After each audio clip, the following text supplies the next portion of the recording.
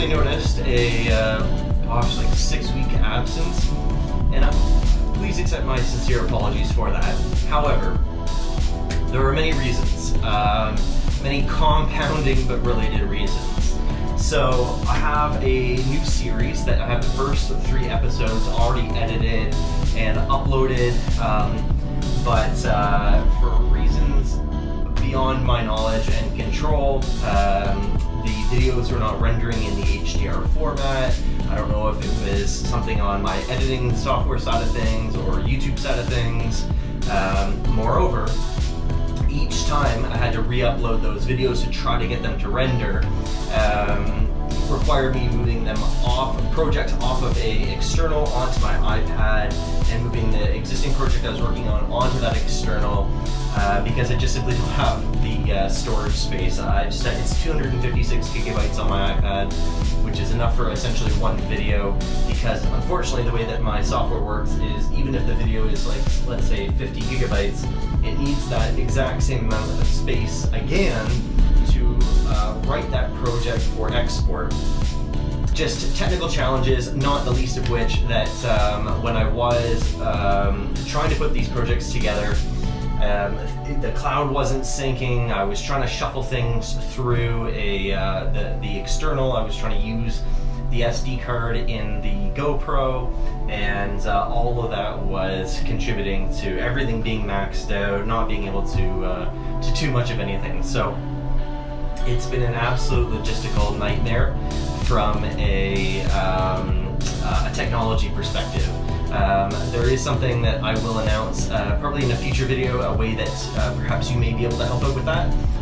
In the meanwhile, we're back, sort of. So we are out here today at Kickinghorse Resort in Golden, British Columbia, Canada, and we're just out here for a day of fun. I've never ridden here at the resort before.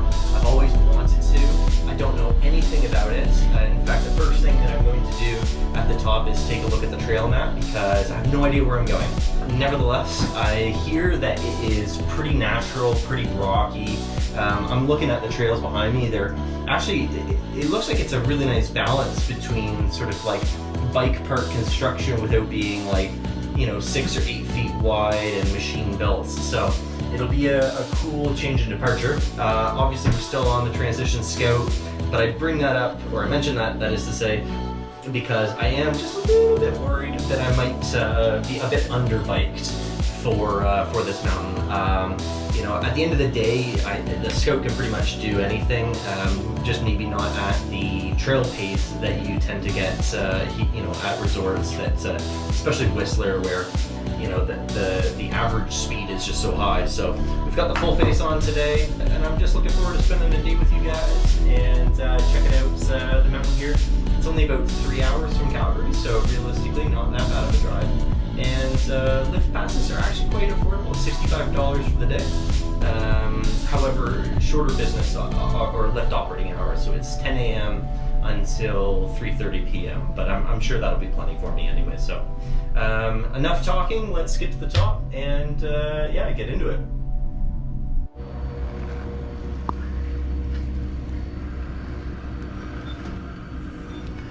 Well, this is a reasonably okay view. Gosh, how awesome is that? Yeah, let's just get into it.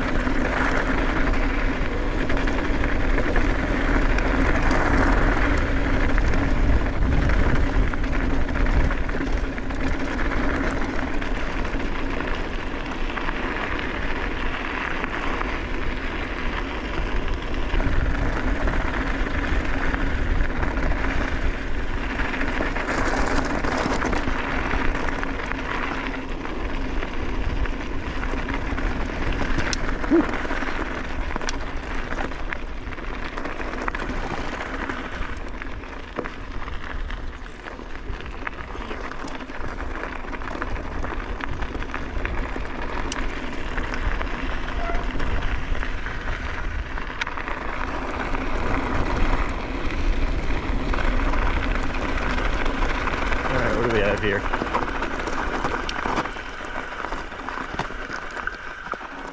Northern Lights.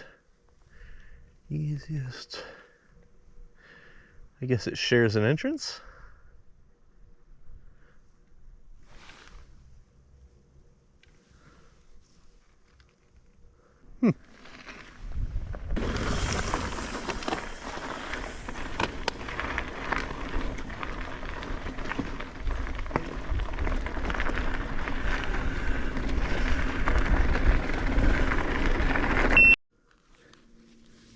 All right.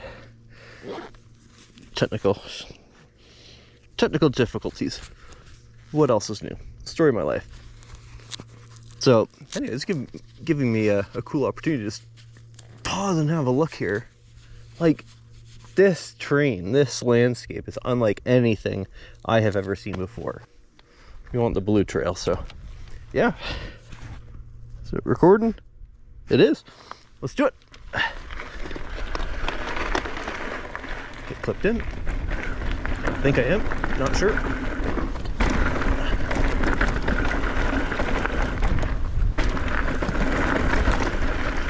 Nicely built jumps for first timers like me who don't know where they're going or what's on the back side of stuff.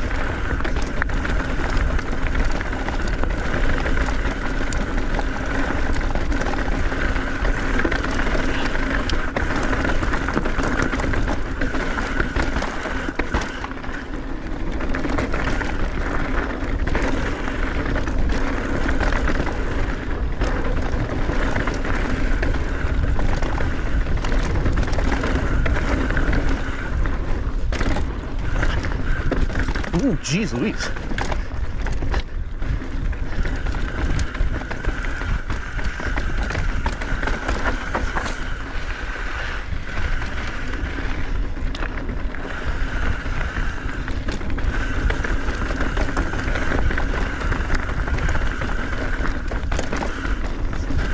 Man, this is legit. Oh.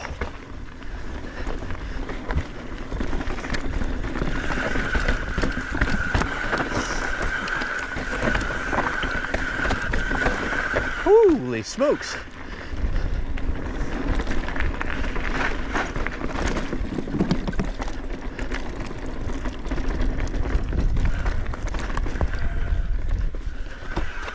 Dirt Devil Excalibur. All right, time to look at the map.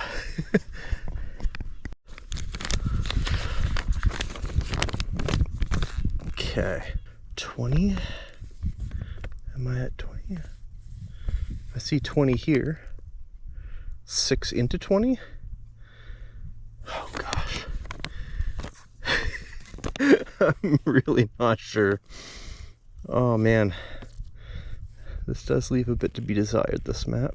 Love that they have it, but I'm not sure. I'm just going to aim for blue signs. How about that?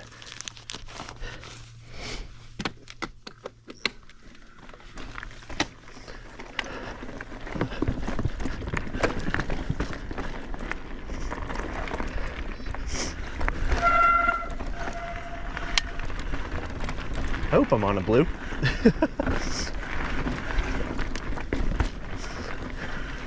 Actually, this feels more like a green. That's okay, though.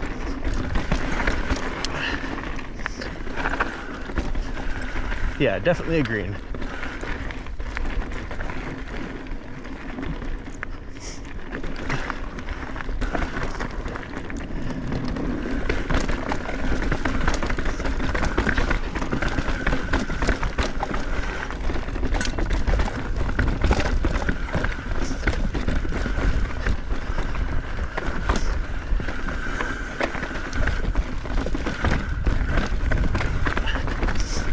Woo!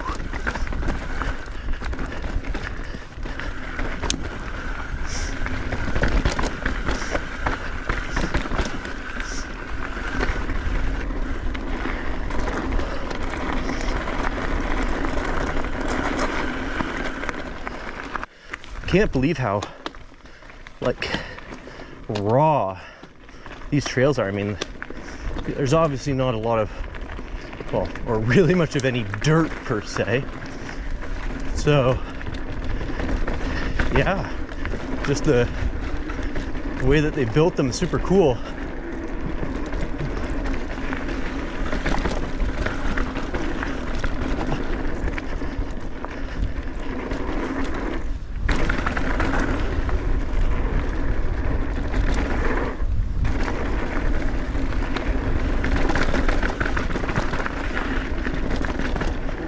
Still running the same settings I had in Whistler, so hopefully that'll help me out, because it was feeling really good in Whistler.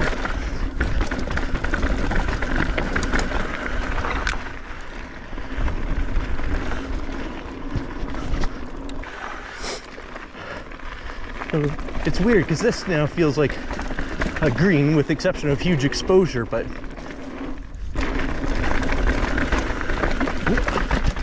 oh man, I feel like it's definitely going to take, gosh, I'm inclined to say a few trips here before I get comfortable. Hello again.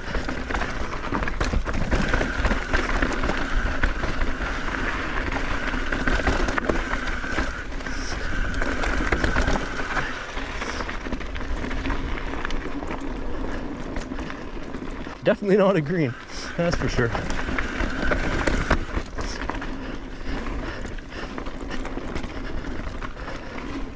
Oh gosh, I would love to have a Spire here.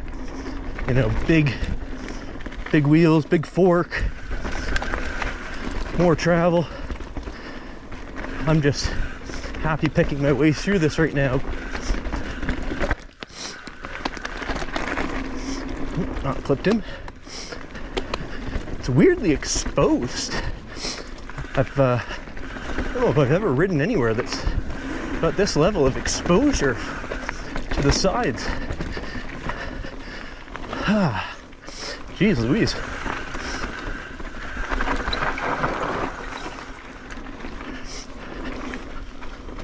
Itchy nose.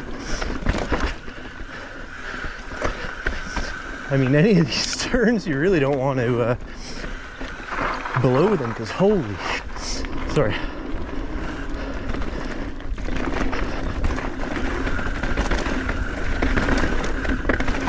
Woo! That was like a boulder. Oh, I think we're going back.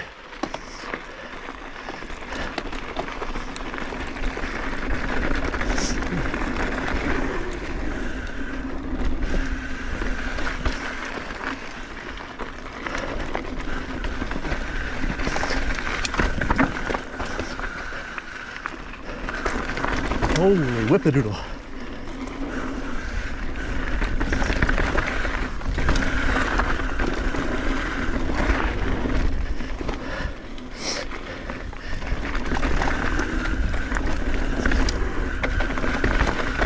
For, I think, obvious reasons, I'm worried about, you know, coming over some of these turns, these little jumps, not having a clue what's on the opposite side.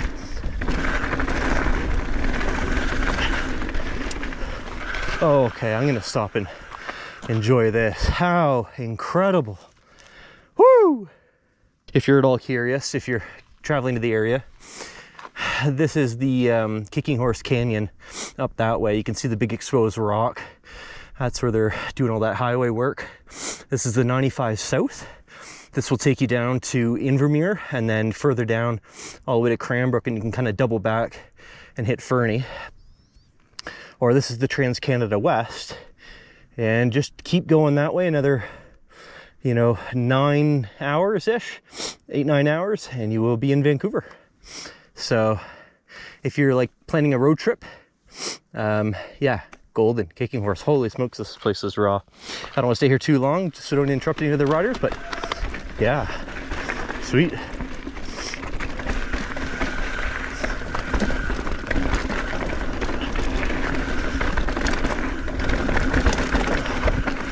I'll tell you, if I didn't, I'm definitely going to need some little brake pads by the end of today. Holy smokes.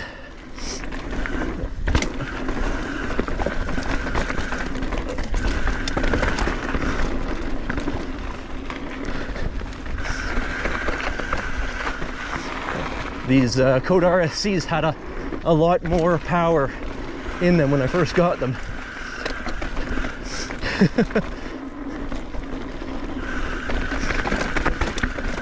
Oh my gosh.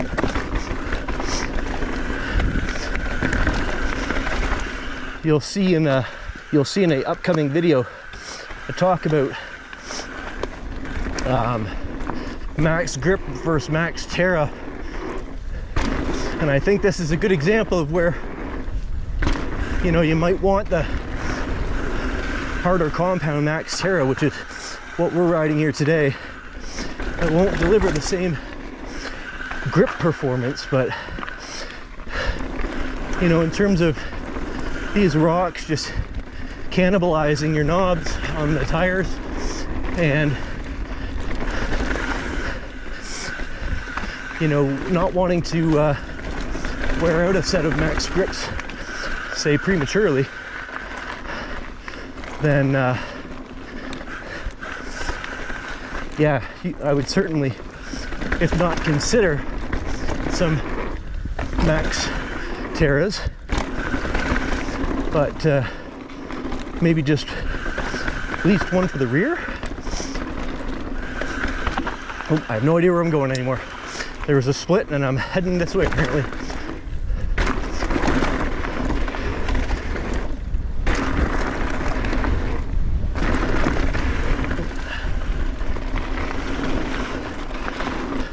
It said merge, but I'm not sure where. I'm sure watching this video back I'll see, oh, I should have taken that line and this line, and I'm partially just in survival mode.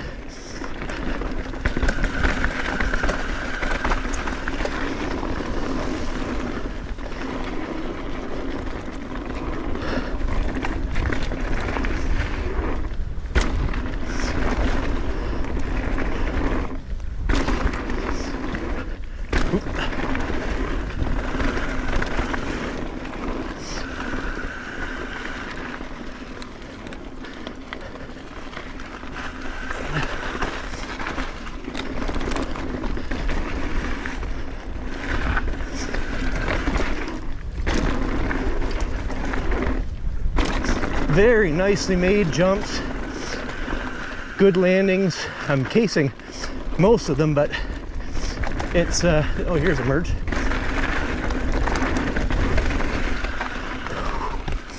There's opportunity for you to, you know, progress and not feel like you know, you have to hit it or can't roll it.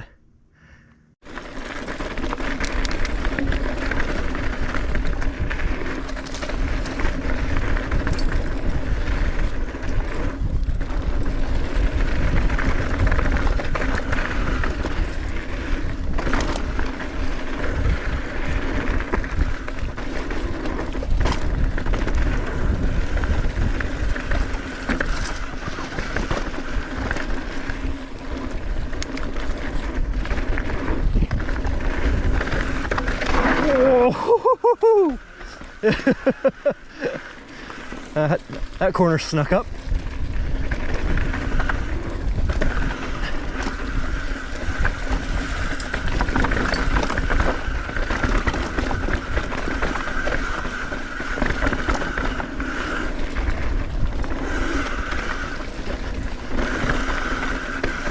Ooh. Accidentally squared that corner up.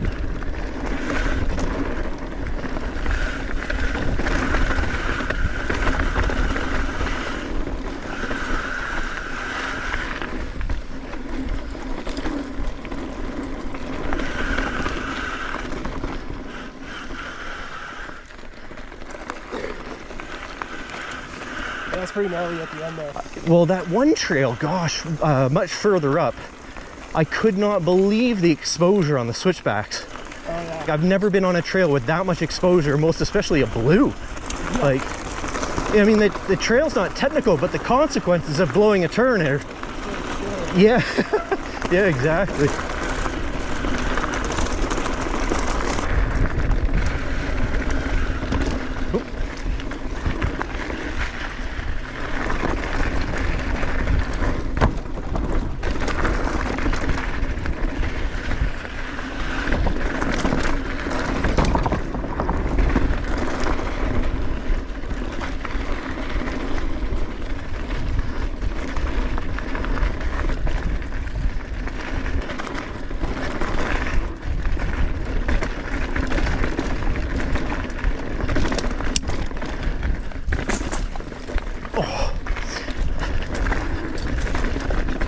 noise sounded a lot like a flat tire. That was concerning to say the least. Probably the favorite trail here by people. Oh, okay. Because it's pretty smooth and the bigger jumps.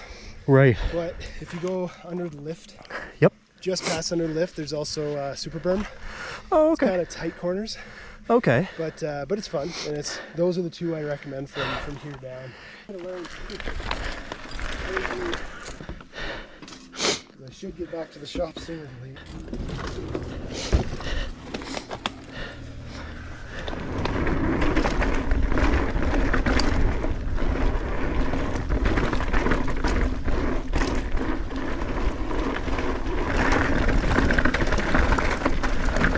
Holy shit. Whew.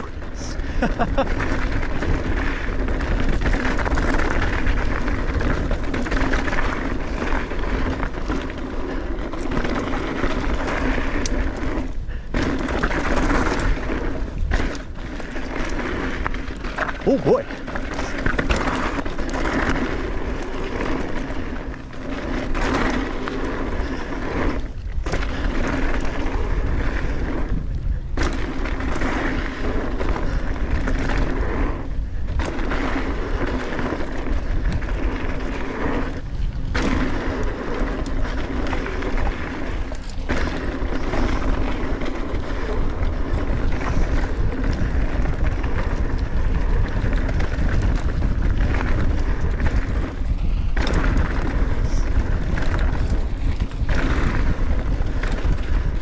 Yeah, buddy.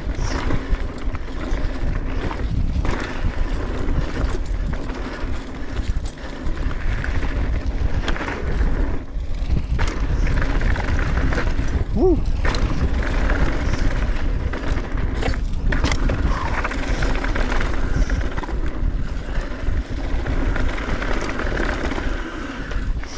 Oh, wow.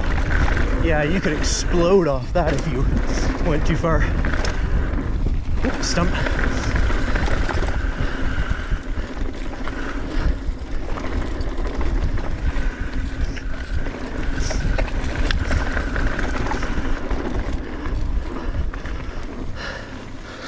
Man. Not bad, eh? Wow. Okay. So many thoughts. So, first, I don't know if it's just because, like, you've got me thinking about dropping season 1, but, like, this has vibes of, like, you know, guys who were just digging in the forest and then somehow it got legitimized. Oh, yeah. Like, it's just, you know, it doesn't have that,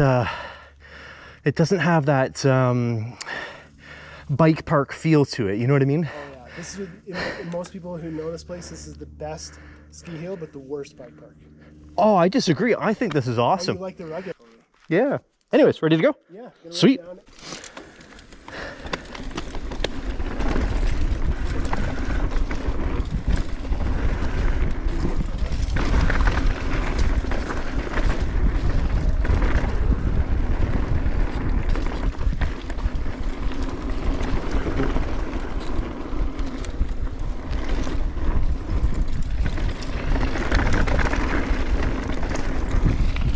Woo!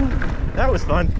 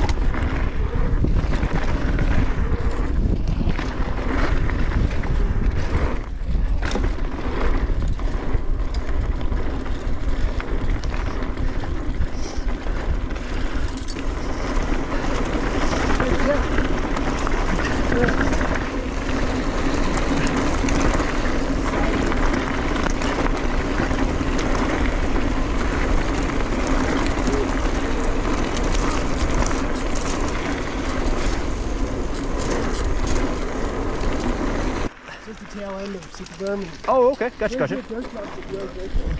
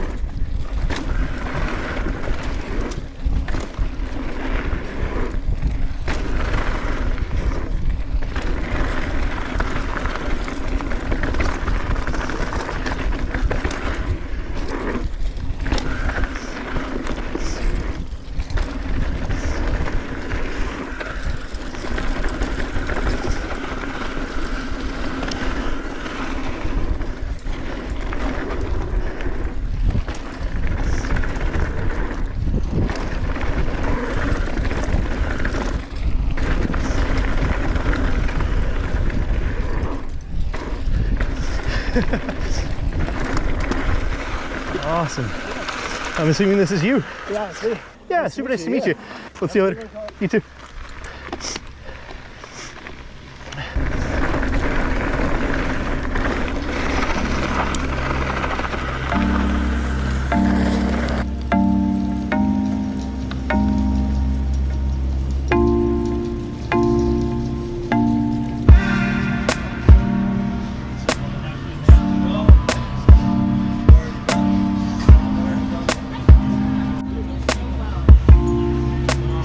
Couldn't take it any longer. I ate at like 7:30 this morning when I was getting ready to head out. You know, at a 3-hour 15 drive, 15 minutes to pack the truck, and yeah, I pretty well arrived here at lunchtime. It's now 2:15, and I am very hungry.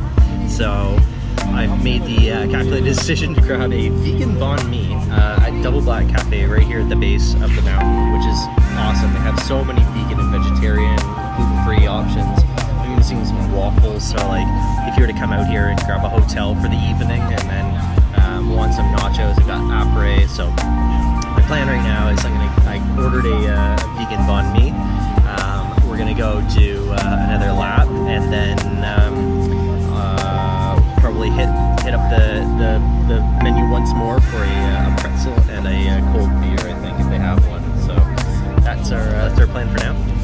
You know, it's a much smaller resort, like, you know, compared to, or having just come back from Whistler, that is to say, where there's such a mix of visitors to the mountain.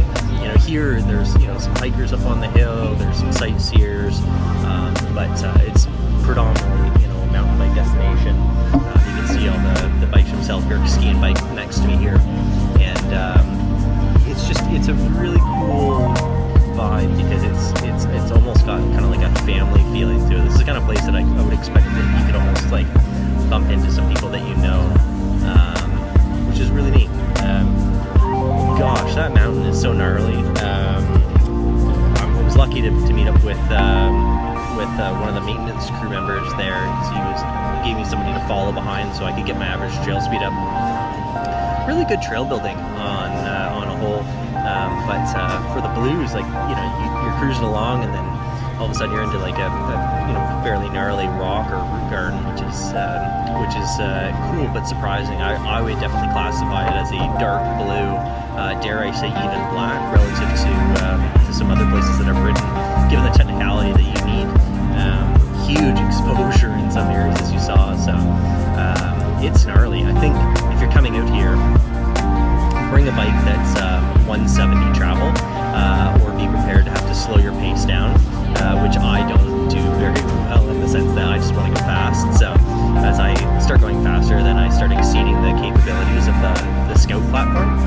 So yeah, maybe if you don't have that longer travel bike, then, you know, hit up next door at Selkirk, and yeah, they can rent your bike. I think there's a couple different places in town, but Selkirk is who I rented from last year when we did the rental bike series. So anyways, yeah, I'm gonna get waiting here for some food and then back up on the mountain. See you in a bit.